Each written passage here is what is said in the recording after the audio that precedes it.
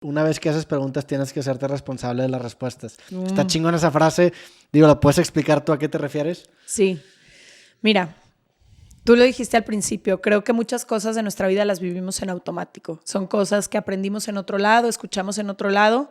Y si no nos detenemos un segundo, las estamos viviendo como piloto automático y por eso repetimos patrones y por eso estamos en relaciones donde no crecemos y por eso estamos en lugares que no nos gustan, porque creemos que la vida es un poco así, como ir nada más existiendo. Y creo que hubo un momento clave en mi vida en el que yo no quería ya seguir existiendo, sentía que como que la vida se me estaba gastando y yo no la estaba viviendo. Y el tiempo estaba pasando y yo no estaba decidiendo muchas de las cosas que pasaban en mi vida. Y hasta el momento en el que me detuve y me empecé a hacer preguntas importantes, que ahora ya no quiero dejar de hacerme nunca, fue en el momento en el que empecé a encontrar respuestas. Pero lo interesante no fue nada más hacerme las preguntas, sino tener el valor de sentarme y hacerme responsable de esas respuestas. Porque ¿qué pasa si no me gusta, por ejemplo, la relación en la que estoy? Y me empiezo a preguntar, por ejemplo, ¿esta relación en la que estoy suma o resta? ¿Me aporta o me aparta de otras cosas?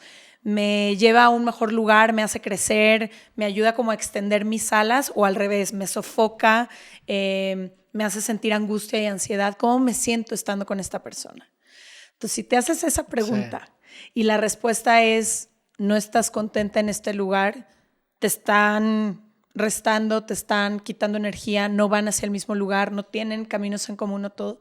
Entonces tienes que hacerte responsable de la respuesta y tomar una decisión y moverte del lugar. Claro. Y muchas veces como seres humanos nos acostumbramos a muchas cosas y nos da tanto miedo la incertidumbre, tanto miedo movernos del lugar, que preferimos quedarnos en lugares que no son para nosotros o que no merecemos con tal de no explorar eso nuevo.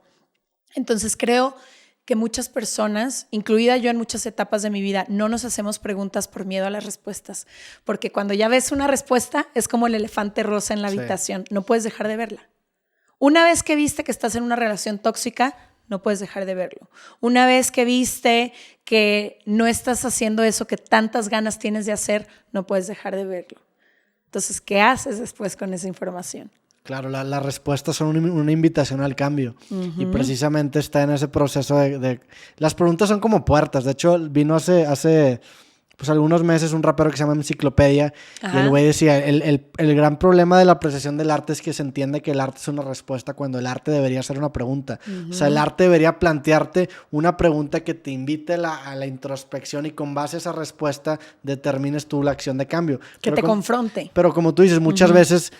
La gente, y también me incluyo en esa definición, todos preferimos no hacernos esas preguntas difíciles porque sabemos que la respuesta nos va a poner en un estado de disonancia que vamos a tener que resolver y nos va a obligar a acabar cambiando.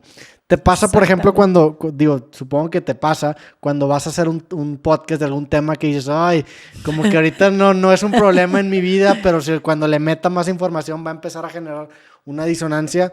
¿Te pasa eso en episodios en donde dices, vamos a tocar este tema que me va a mover incluso mi estructura interna, pero pues a darle? Mucho. No sé si has escuchado Se Regalan Dudas, pero el problema de nosotras es que nunca nos quedamos aquí, siempre vamos profundo. Sí.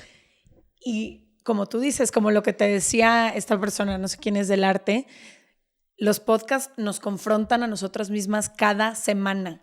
Entonces, cuando llega alguien y nos dice, es que tu podcast me cambió la vida, yo les digo, es que a mí también. Cada semana es una terapia que yo a veces no la quiero y no la pido. O sea, estoy en un lugar muy cómodo en mi vida, no quiero un movimiento y entonces viene, no sé, X invitado o invitada que nos hemos puesto a llorar muchas veces, otras veces me caen unos 20 de cosas que yo juzgaba o yo creía que, no sé, la culpa es de mi ex, la culpa es de mi mamá, la culpa es de mi jefe, la culpa es de mi hermano.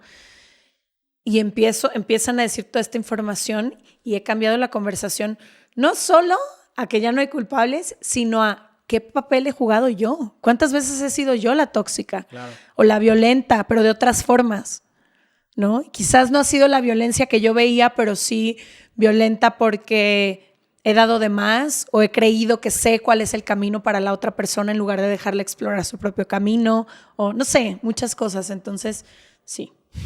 ¿Crees que siempre vale la pena hacerte la pregunta? O sea, ahorita estabas diciendo, pues, ahorita estoy bien, no le quiero mover, pero llega este podcast y me va a estabilizar todo. ¿Crees que siempre vale la pena hacerte esa pregunta o pues, incentivar las dudas? Creo que siempre vale la pena. Porque si quieres vivir una vida despierta, ese es el costo.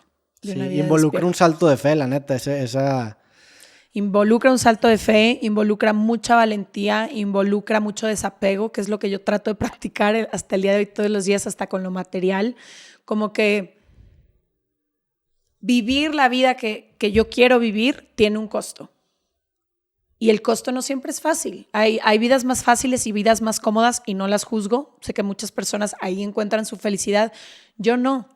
Una de las cosas que decimos Ashley y yo que compartimos como amigas, yo a veces siento que tengo como una espinita dentro de mí. Y cada que estoy en algún lugar como de comodidad o haciéndome güey, la empiezo a sentir que me habla. Algunas personas le llaman intuición, voz. Yo siento espinita porque es como que me molesta, o sea, no me deja en paz. Y creo que siempre vale la pena. Porque incluso cuando te das en la madre, vale la pena. Como que esa es la forma de vivir. Y no hay felicidad sin tristeza, y no hay luz sin sombra, y no hay alegría sin también darte de vez en cuando. Pues así es la vida. Y es a lo que me refiero con un salto de fe es que muchas veces el progreso implica matar una versión anterior de ti. Porque pues si ya estás bien ahorita, el construir una nueva versión es matar lo que eras antes para construir una nueva. Sin embargo, creo que la solución, o cuando menos lo que a mí me da paz, es el entender que la nueva versión de ti va a considerar la versión anterior. O sea, va a ser una versión mejorada porque por definición va a estar dentro el Leti anterior o el Roberto anterior. Entonces tienes que confiar en que eventualmente va a valer la pena y pues creo que es, pues lo decía Aristóteles hace mucho tiempo, Sócrates, de una vida sin explorar no merece ser vivida, o Aristóteles decía que una vida feliz era una vida de contemplación porque el acto de contemplar te recompensa por el acto per se. Como que son esas actividades, el cuestionarte, que te recompensan sin tener que tener una respuesta. O sea, el hecho de estar contemplando es la recompensa per se y no necesariamente la respuesta, ¿no? ¿Y sabes qué pasa con el salto de fe? Que no hay garantías de nada. Y creo que por eso a veces no brincamos. Porque quisiéramos que nos aseguren que del otro lado va a estar una enorme recompensa y a veces no hay recompensa. Como tú dices, la recompensa a veces es el camino y es lo que aprendes y cómo te transformas en ese camino. Y también yo algún día di un TED Talk y lo que decía al final es, solo saltando puedes medir el tamaño y la fuerza de tus alas. Sí. ¿Cómo vas a saber de qué eres capaz si ni siquiera empiezas o ni siquiera te animas? A veces la manera de saber hasta qué lugares puedes extenderte como ser humano, como profesional, como pareja, es justamente poniéndote en el ruedo e intentándolo. Esa es la forma de ver cómo, ¿no? Hacia dónde va a ir. No, y también creo que hay veces en las que pasa una singularidad emocional en el sentido de que tu yo de antes ni siquiera puede verbalizar lo que tu yo del futuro va a considerar como éxito porque es como por ejemplo el internet. No le puedes explicar a alguien de 1920 qué es el internet porque estamos a una singularidad de distancia. Siento que estos saltos de fe constantemente, que de hecho Ryan Holiday tiene una forma bien chingona de escribir como que estos adelantos y él dice que el éxito está a una cantidad limitada de conversaciones incómodas que tener. O sea, una conversación incómoda involucra un paso difícil y muchas veces tu yo del futuro tiene información que tu yo del pasado ni siquiera va a poder dimensionar porque no ha dado ese salto, entonces no están ni siquiera hablando el mismo lenguaje. Entonces sí es como un salto de fe en el sentido de que ok, pues creo yo que en esta nueva realidad voy a poder construir una nueva concepción de éxito que ahorita ni siquiera puedo entender porque estoy como acá en un orden de magnitud inferior o no inferior, pero antes. Y sin conversaciones incómodas no hay nada. Claro. Dime qué relación de pareja o qué amistad profunda tienes donde no haya habido una conversación incómoda. Totalmente. ¿No? Sí, no, y no solamente en relaciones personales, sino en la vida en general. En la vida, sí. Todos los tratados, todos los acuerdos, todo surge de estas conversaciones incómodas que te permiten verbalizar algo que tiene como que las dos partes en conflicto.